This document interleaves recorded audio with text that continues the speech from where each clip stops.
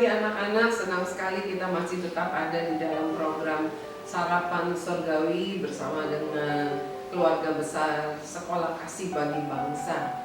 Dimanapun kalian berada, siapapun meskipun mungkin bukan termasuk bagian dari keluarga besar Sekolah Kasih Bagi Bangsa, tetap firman Tuhan untukmu dan untukku. Mari kita sama-sama naikkan dulu pujian. Kita mengucap syukur, kita menyapa Allah Bapa kita yang di surga. Selamat pagi. Selamat pagi Yesus. Selamat pagi Roh Kudus. Terima kasih atas anugerah-Mu.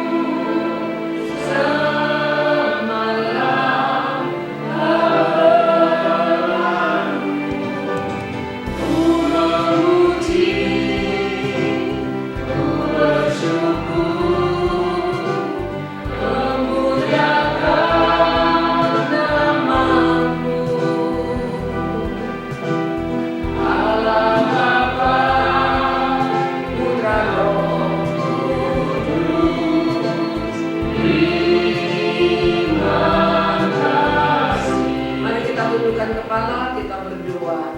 Bapak, terima kasih untuk pagi yang indah, pagi yang luar biasa baiknya yang Tuhan berikan kepada setiap kami. Mungkin ada di antara kami yang saat ini sedikit flu, kurang sehat, tetapi bukan berarti bahwa pagi ini tidak indah. Kami percaya segala sesuatu yang Tuhan ciptakan itu baik adanya dan indah adanya. Terima kasih Bapak, kami telah siapkan piring hati kami. Kami ingin menikmati sarapan surgawi. Dalam nama Tuhan Yesus, amin. Anak-anak, saudara-saudariku semua keluarga besar Sekolah Kasih Bagi Bangsa, kita memasuki hari yang keempat ya, di dalam minggu ini, minggu yang ke-92 katanya. Masih tetap dengan tema UMI. Kalau kemarin pertama tukang komplain, ya. Lalu yang hari yang kedua dikatakan bahwa bukan lagi tukang komplain, tapi kamu mah emosian gitu kan. Tapi sekarang saya enggak, sekarang saya orang yang sabar, tidak emosian, saya selalu penuh dengan sukacita, ya, saya nggak gampang marah. Luar biasa. Tapi hari yang keempat ini kita mau belajar tentang satu tokoh yang mengatakan bahwa judulnya katakan jangan bimbang roh. Ya, apa sih bimbang itu? Apa sih bimbang itu? Artinya lebih dari sekadar ragu. Ya, tapi sebelumnya kita mau naikkan dulu pujian. Sama-sama kita dengarkan pujiannya. Percaya saja, percaya saja.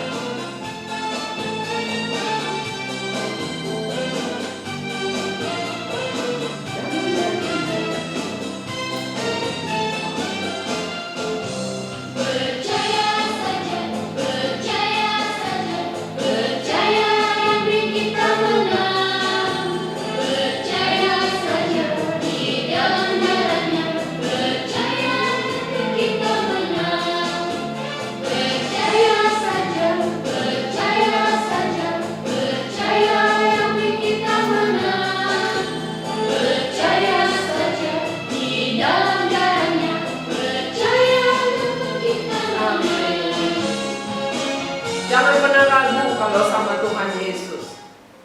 Dan sebenarnya kita tidak pantas untuk ragu. Apakah kurang bukti kuat apa yang tertulis di Alkitab tentang apa yang pernah dilakukan oleh Tuhan Yesus? Dan kemudian apakah kurang banyak lagi kesaksian demi kesaksian, ya, yang kamu dengar mungkin dari orang lain, mungkin dengar dari waktu ibadah di gereja, di YouTube sekarang banyak sekali kesaksian. Bagaimana begitu banyak orang-orang yang dilawat oleh Tuhan Yesus, ya. Oleh sebab itu jangan pernah ragu, jangan bimbang dong. Kalau bimbang tuh rugi loh, ya. Mari kita mau lihat di dalam kitab Yohanes pasal 20 ayat yang ke-24. Tetapi sebelumnya saya akan sampaikan dulu teka-teki lagi. Ya, sampaikan teka-teki. Hadiahnya sudah siap loh. Nanti Mr. Yonas akan umumkan ya, ditulis di bawahnya. Bisa diambil kapan begitu ya. Hadiah yang sederhana tetapi berguna. Dengarkan baik-baik. Apa sih teka-tekinya? Tapi sebelumnya saya mau baca dulu ayatnya. Biar seru nih. Ya, biar semuanya konsentrasi. Kemarin firman Tuhan bilang apa? Ayo cepat mendengar, tapi lambat untuk berbicara, apalagi untuk marah. Ya, kita mau baca di dalam Yohanes pasal yang ke-20. Yohanes pasal ke-20 ayat yang ke-24 sampai 25. Judulnya Yesus menampakkan diri kepada Thomas. Tetapi Thomas, seorang dari ke-12 murid itu yang disebut Didimus, tidak ada bersama-sama mereka ketika Yesus datang ke situ. Jadi ini adalah kejadian di mana ketika Yesus sudah bangkit, lalu menampakkan diri kepada para murid. Jadi waktu pertama kali Yesus itu bangkit, ya, Thomas tuh nggak tahu gitu, ya. Waktu Yesus datang, di mana murid-muridnya sedang berkumpul, Thomas lagi nggak ikut berkumpul. Makanya kita tuh kumpulnya jangan sama orang-orang yang tidak seiman, nanti nggak tahu kalau ada mujizat yang terjadi. Ya, jadi Thomas ini ketinggalan berita karena murid-murid pada waktu itu tercerai-berai karena ketakutan Yesusnya ditangkap dan disalib, mati begitu, ya. Dan tidak semua tahu kalau sudah bangkit hari ketiga, mereka rasanya masih seperti mimpi, iya enggak gitu. Karena Yesusnya nggak ada, meskipun udah bangkit nggak barengan sama mereka lagi. Nah, waktu saat itu ketika para murid sedang berkumpul dalam ruangan yang terkunci, tiba-tiba Yesus hadir, ya. Tetapi saat itu Thomas tidak ada. Lalu kita baca ayat yang ke-25. Jadi Thomas hanya mendengar teman-temannya cerita, Yesus datang. Dia bilang, oh, ya kita lihat ayat yang ke-25. Maka kata murid-murid yang lain itu kepadanya, kami telah melihat Tuhan. Tetapi Thomas berkata kepada mereka, sebelum aku melihat bekas paku pada tangannya, ya, dan sebelum aku mencucukkan jariku ke dalam bekas paku itu dan mencucukkan tanganku ke dalam lambungnya, sekali-kali aku tidak akan percaya. Ya. Thomas ini salah satu dari 12 murid. Ya, salah satu dari 12 murid. Tapi waktu mereka berkumpul saat itu nggak ada 12. Kan si Yudas sudah mati bunuh diri. Ya, karena menjual Yesus. Jadi jangan menjual Yesus. Jangan sekali-kali karena ingin mendapatkan ketenaran, ingin berjodoh, ya, berteman dengan orang yang tidak percaya Tuhan Yesus, lalu kamu tinggal imanmu. Saya mau katakan kamu akan hidup putus asa, karena di Alkitab sudah disebut kamu boleh dapat uang banyak tapi hatimu putus asa, ya, tidak ada pengharapan, sama seperti Yudas. Jangan sekali-kali. Anak-anak yang Tuhan sayang, jadi mungkin sekitar hanya 10 kali ya, 10 murid. Entah mungkin ada Maria, Marta juga ikut situ, tapi yang pasti hanya ada 10 murid itu. Karena Thomas tidak ada. Thomas entah di mana, ya, entah di mana. Jadi waktu murid-murid teman-temannya cerita, Thomas tuh nggak percaya. Menurut saya sebenarnya Thomas nggak perlu nggak percaya, ya. Mungkin Thomas harusnya seperti ini. Kenapa ya itu Bang?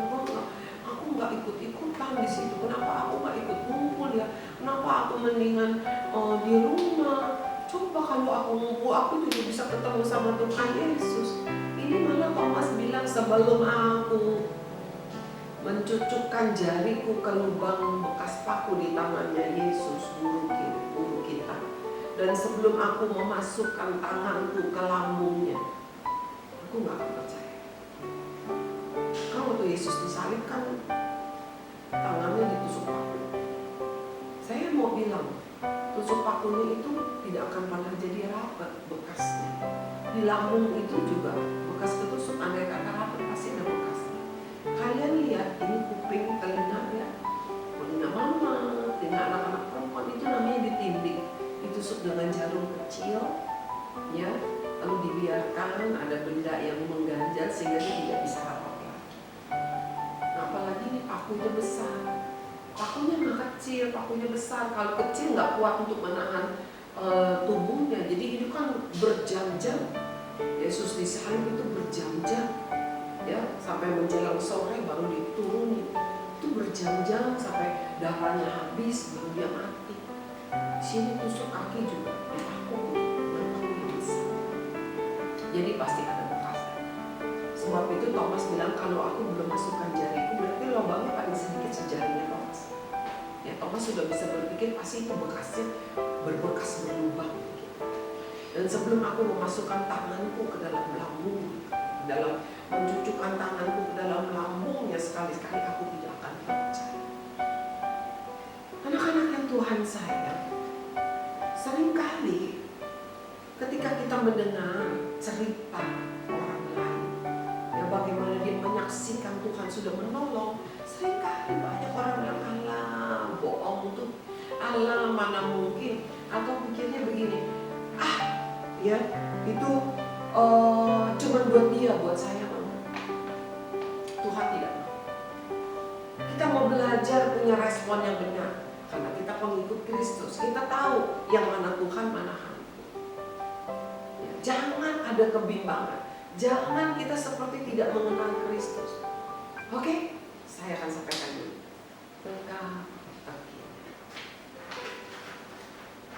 Siapa nama dari ibu Yakobus dan Yohanes? Lanjut lagi. Anak-anak yang Tuhan sayang, anak-anak yang Tuhan kasihi, setiap kita orang yang percaya kepada Tuhan Yesus, meskipun kita ini tidak mengalami bersama-sama dengan Yesus selama 3 tahun lebih seperti murid-muridnya, bukan berarti kita tidak kenal Yesus, bukan berarti kita tidak tahu ciri-cirinya Yesus. Kita bisa kenal Yesus dengan membaca Alkitab, membaca firman-Nya. Kita bisa kenal dengan Yesus, dengan Tuhan kita lewat berdoa. Dengan demikian kita bisa tahu itu suara hantu apa suara Tuhan. Dengan demikian kita bisa tahu itu perbuatan hantu atau perbuatan Tuhan. Karena semua ada garis batasnya, yaitu apa? Sesuai dengan apa yang tertulis di Alkitab. Kalau yang tidak tertulis di Alkitab itu bukan dari Tuhan. Ya. Kita tidak bisa percaya kepada Tuhan tetapi kita ragu kepada Dia. Karena banyak orang bilang ia berdoa sih berdoa, tetapi ya banyak orang sakit ketika dokter sudah bilang wah nggak ada pertolongan nih. Waduh masih tetap ya udah deh, nggak apa-apa deh, kok orang pinter ya ke pengobatan alternatif ya bukannya medis loh ya, itu nama kerennya dukun sebenarnya. Ya kita kan harus berusaha. Salah itu, nggak sesuai dengan firman Tuhan. Kalau memang dokter udah tidak bisa tolong secara medis, secara ilmu kedokteran nggak bisa tolong, ayo datang nangis di kaki Tuhan. Ya, jangan bimbang. Tapi kalau Tuhan sudah berjanji akan menolong, kita harus pegang janji.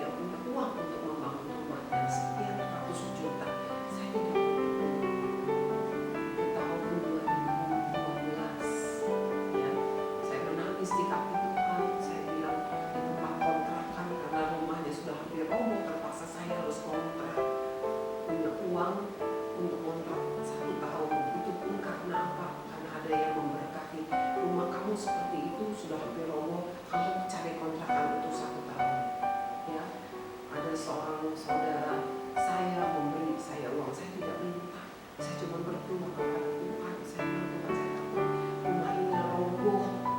Saya kalau hujan saya sudah hanya bisa duduk aja di sudut ranjang karena sudah kehujanan semuanya, udah pocong di sana sini. Lalu apa yang terjadi?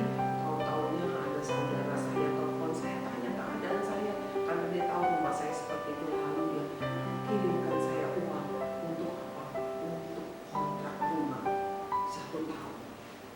Tapi setelah 1 tahun, hampir 1 tahun, saya bingung lagi. Kan harus bayar kontrakan lagi nanti. Masih kira-kira 4 bulan lagi harus bayar kontrakan lagi. Tapi saya juga gak punya uang. Tapi rumah saya tuh hancur. Saya ngomong sama Tuhan, saya bilang, saya berdoa sama Tuhan. Lalu Tuhan bilang, aku akan bangun. Bagaimana Miss Grace? Ya dengar aja di hati. Dengar. Ada suara yang berkata, aku akan bangun. Maksudnya Tuhan akan bangunkan rumah saya yang roboh itu, ya, yang sudah saya tinggalkan selama 8 bulan. Saya sudah kosongkan rumah. Saya juga nggak tahu bagaimana caranya. Tetapi saya bilang, Tuhan, kalau benar Tuhan mau bangunkan, saya percaya. Saya nggak mau bimbang. Saya percaya. Ya, saya nggak tahu kapan Tuhan akan bangunkan, tetapi yang pasti Tuhan pasti akan bangun. Kalau misalnya masih 5 tahun lagi, saya bilang Tuhan harus sediakan saya uang kontrak rumah, karena saya harus kontrakkan. Anak-anak, sayang saya nggak bisa tampilkan foto rumah saya hancur. Saya cari-cari hilang itu foto karena ganti-ganti HP. Ya. Apa yang terjadi itu bulan Agustus, lalu bulan Oktober, ada seorang saudara seiman yang berkata kepada saya bahwa Tuhan menyuruh dia untuk membangun rumah saya. Untuk membangun rumah saya. Wah, saya sampai nggak percaya, sampai nangis. Sepanjang dia bicara, saya cubit-cubit Tuhan saya, karena saya pikir benar nggak benar. Nggak tahu lagi apa yang harus saya katakan. Ya, teman saya bicara seperti itu, saudara seiman saya, dia nggak tahu rumah saya, karena sejak rumah saya hancur, saya nggak kasih orang datang ke rumah saya malu. Cuma Mr. Yonas tuh yang pernah ke rumah saya. Ibu saya malu luar biasa, dia datang ke rumah saya kayak begitu, aduh, rasanya malu rasanya. Ya, mungkin orang masuk rumah saya juga takut ketimpa, takut roboh. Dan akhirnya rumah saya dibangun. Dan saya bisa pindah ketika kontrakan sudah selesai. Saya bisa pindah masuk ke rumah saya yang luar biasa di kota Bandung sampai hari ini. Anak-anak yang Tuhan sayang, kalau Tuhan sudah berjanji, firman Tuhan itu iya dan amin. Ya, jangan bimbang, karena kalau kita bimbang itu repot. Kita baca yuk Yakobus pasal 1 ayat yang ke-6 sampai 8. Yakobus pasal 1 ayat yang ke-6 sampai 8. Yakobus sebelum Wahyu, sesudah Matius. Yakobus pasal 1 ayat yang ke-6. Ya. Hendaklah ia memintanya dalam iman dan sama sekali jangan bimbang. Ya.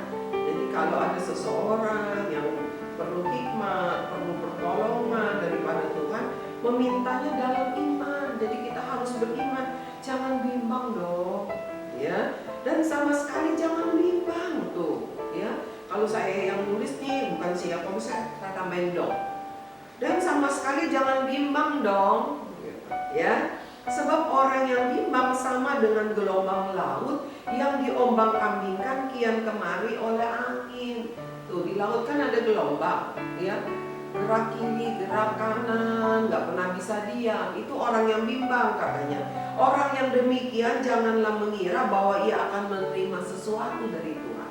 Artinya mungkin kamu sudah berdoa tetapi kamu merasa tidak mungkin. Kamu bilang, udah lama kok belum dijawab juga. Itu namanya kamu bimbang. Ya, itu namanya kamu bimbang. Dan kamu tidak akan dapat apa-apa kata Tuhan. Sebab orang yang mendua hati tidak akan tenang dalam hidupnya. Ya, ayat yang ke-8. Jadi artinya, bukan hatinya ada dua, artinya Hatinya sebagian percaya, sebagian tidak percaya. Mendua jadinya. Gak akan dapat apa-apa. Kalau kita percaya, itu akan tidak percaya saja. Harus percaya firman Tuhan ya dan amin. Apa yang kamu doakan asal yang benar dan memang itu perlu untuk kamu, pasti Tuhan akan berikan. Mr. Yonas tuh untuk bikin video ini dia perlu edit, dia kepengen sekali punya laptop itu adalah yang merek Apple, mereknya Apple, bukan merek buah naga, ya Apple. Laptop yang itu kan puluhan juta, ya. Saya bilang ya berdoa aja, kita nggak punya uang, SKBB nggak bisa punya uang untuk beli seperti itu. Tetapi minggu lalu tau-taunya ada teman saya, ya, hari Jumat saya ingat, hari Jumat yang lalu, itu udah malam, udah jam 12 malam, kami habis komsel, ya, lalu dia telepon saya, bicara ini, bicara itu, lalu dia bilang, kamu perlu laptop nggak? Saya punya laptop, mereknya Apple, saya udah nggak pakai, meskipun keluaran lama masih bagus.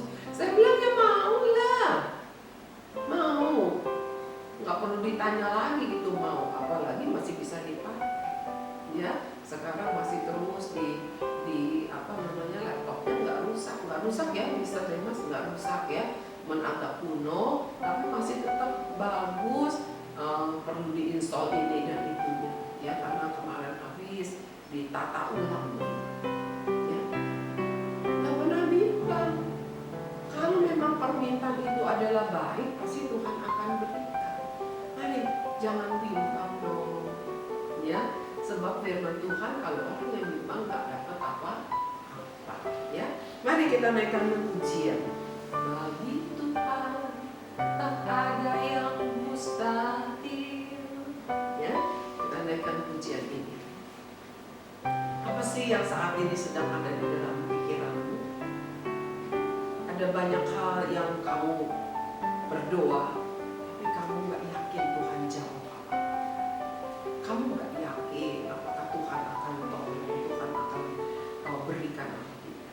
Tuhan bilang kalau kamu berdoa untuk segala sesuatu yang memang baik, pasti Tuhan akan jawab dan tidak akan pernah terlambat menjawab tepat pada waktunya. Ya. Kita sama-sama naikkan pujian.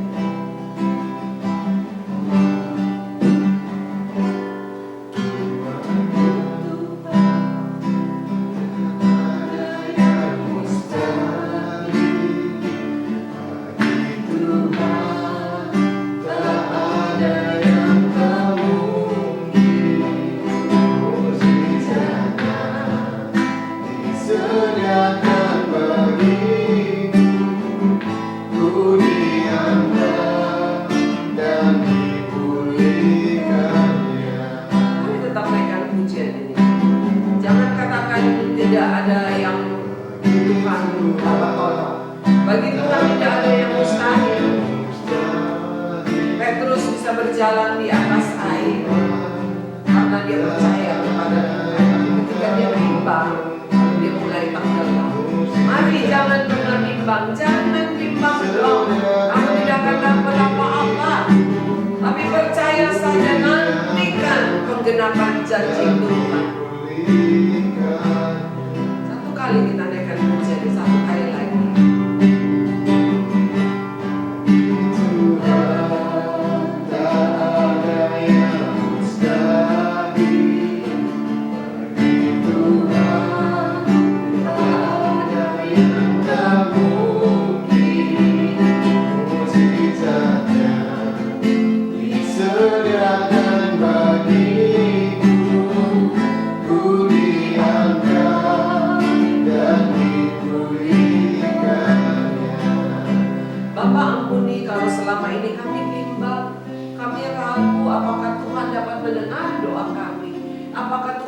Menjawab doa kami, apakah Tuhan dapat menolong kami? Ampuni kami ya Tuhan, karena seharusnya tidak pantas kalau kami bimbang kepada Tuhan. Kami ingin minta bukti dulu baru kami percaya. Ampuni kami ya Tuhan, karena kami tahu, kami membaca di Alkitab, kami mendengar dari banyak saudara-saudara seiman, baik yang tinggal satu kota, baik yang luar kota, baik yang di luar negeri, bahwa banyak orang yang sudah mengalami pertolongan Tuhan. Dan kami percaya Tuhan pasti menolong kami juga. Bapak, hamba berdoa bagi setiap keluarga yang ikut mendengarkan firman Tuhan hari ini, baik mereka bersama dengan anak-anak atau tidak. Bapak, hamba berdoa ada banyak hati yang saat ini menjadi begitu takut, menjadi begitu gelisah menghadapi hari esok.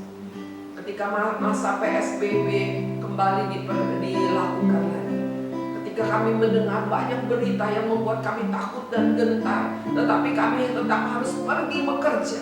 Kami masih harus tetap melakukan kegiatan kami meskipun secara terbatas. Kalau bukan Tuhan yang melindungi kami tahu semuanya akan sia-sia. Sebab itu kami minta, hamba berdoa, Tuhan, untuk setiap orang tua, untuk setiap keluarga, biarlah ada kebaikan Tuhan yang istimewa terjadi. Tuhan mencukupi apa yang mereka harus pakai dan mereka harus memakan. Tuhan lindungi di dalam rumah, mungkin rumah yang tidak mewah, tapi rumah yang aman, karena ada terang Tuhan yang menaungi setiap rumah. Hamba mengucap syukur Tuhan, karena hamba percaya Engkau menjawab doa-doa dari setiap anak-anak, khususnya bagi keluarga mereka. Tuhan, Engkau akan menjawab tidak lambat, tidak akan kekurangan. Tuhan mencukupi apa yang menjadi kebutuhan mereka hari lepas hari. Kalau ada Tuhan yang rumahnya seringkali kesulitan air, Tuhan, kesulitan air bersih, Bapak hamba berdoa, biarlah mulai pagi ini ketika ia mendengar firman, ia berdoa dan tidak bimbang, maka air itu akan kembali mengalir dengan lancar. Terima kasih ya Bapak, terima kasih ya Tuhan. Hamba mengucap syukur, kami semua mengucap syukur hanya di dalam nama Tuhan Yesus. Amin.